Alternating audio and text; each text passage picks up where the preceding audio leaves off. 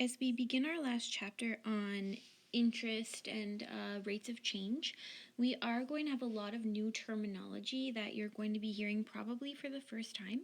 This terminology is especially important as you go out into life after high school, getting a loan, even looking at bank accounts. All of these terms are going to be thrown around, and so this is a really good life experience for you.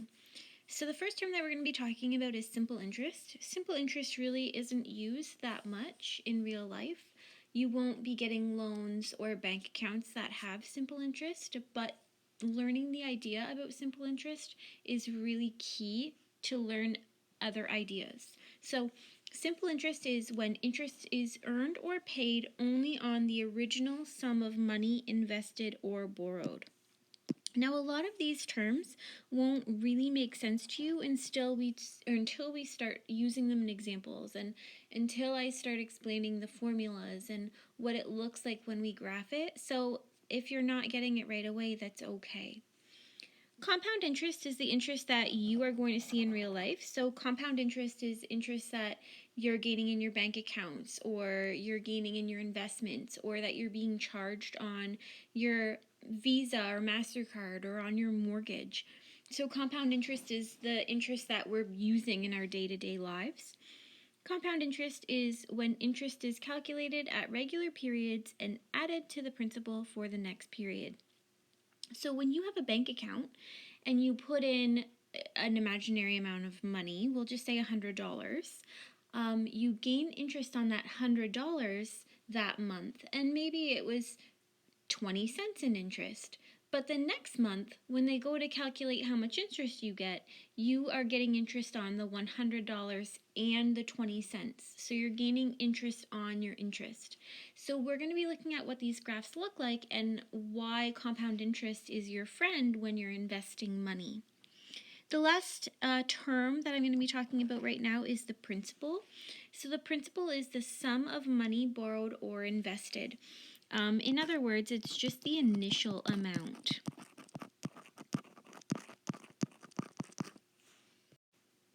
The examples today are going to be involving simple interest. So we're going to be using a combination of formulas today. So the first formula that we're going to be using is I equals PRT. So I just give you a breakdown of what all of these letters mean. So I is the interest earned in dollars.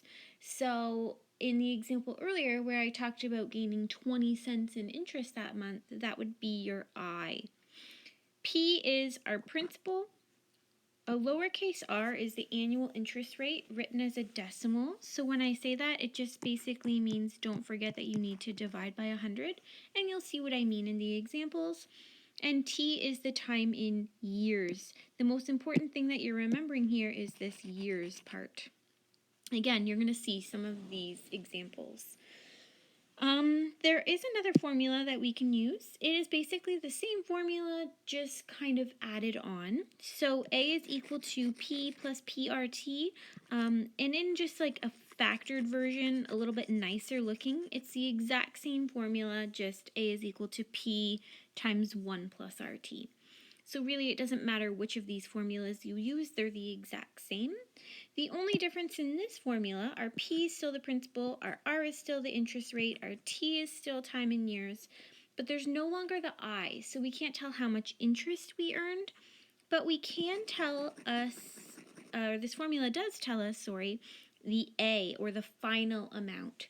So instead of giving me 20 cents in interest, it would give me $100.20, the final amount in my bank account. And again, you'll see me use these in the next couple examples. All right, so first example here, Miss Goodrow invested $4,500 in a 2-year simple interest account that earns 7.5% annually. How much interest did she earn and how much will her investment be worth at the end of the term? So before we basically do anything, I'm going to write down what I have. So the first piece of information is my principal. It's how much money I'm investing at the beginning. The next piece of information that I see is this 2-year. That's going to be my T, or my time. And the third piece of information that I see is that my bank account is earning 7.5% interest. So this is going to be my R. Now, I can't just write 7.5. It said I need to write it as a decimal, and so I need to divide by 100. So 0.075 is going to be my R. Now, in terms of formulas for A, it says how much interest did I earn?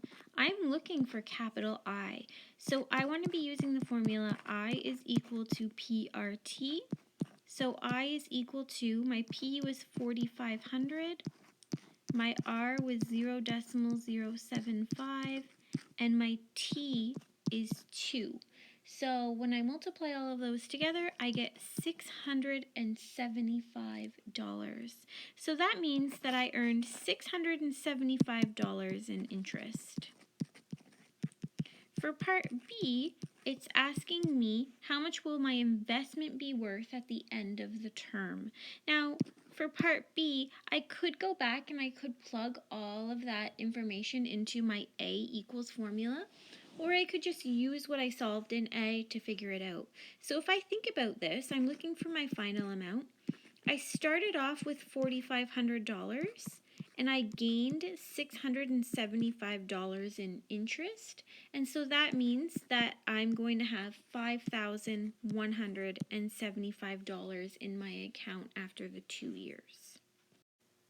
All right, so this example 2 says Nolan had a credit card balance of $550 that was 31 days overdue.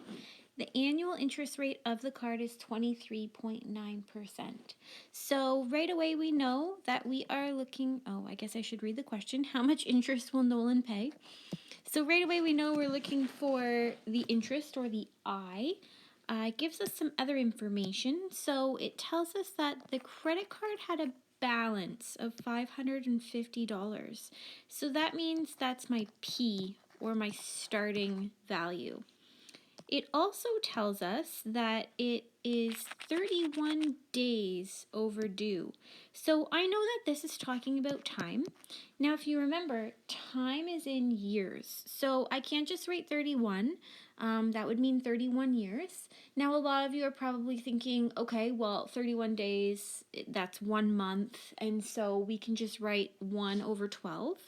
That doesn't really work either, just because there's not always 31 days in a month. So what we need to do is we need to convert this to years. So 31 over 365. Now I'm doing this because that's how many days there are in a year. Now you have the option to leave it like that, or you have the option to change that into a decimal. I'm just going to change it into a decimal quickly for you right now. And the only reason why I would suggest maybe not doing this is just because you have to include a fair amount of decimal places. The last thing that they told us in this question is that the annual interest rate is 23.9%. And so this is my R.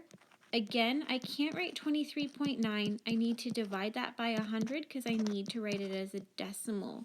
So 0.239. I'm going to go ahead and I'm going to plug this into my formula. So my formula, if you remember, is I equals PRT.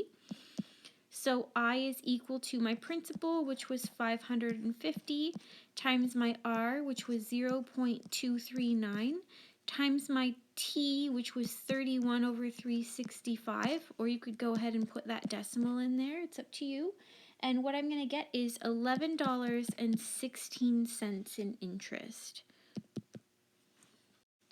Now, if $11.16 in interest doesn't seem that bad to you, what you're going to see when you get credit cards, and this is kind of an off-topic thing, is that this minimum payment probably was only $15 or $20. And out of that $15 or $20 that you're going to pay that month, $11 would have been interest. So you would barely be making a dent in that $550 that you owe.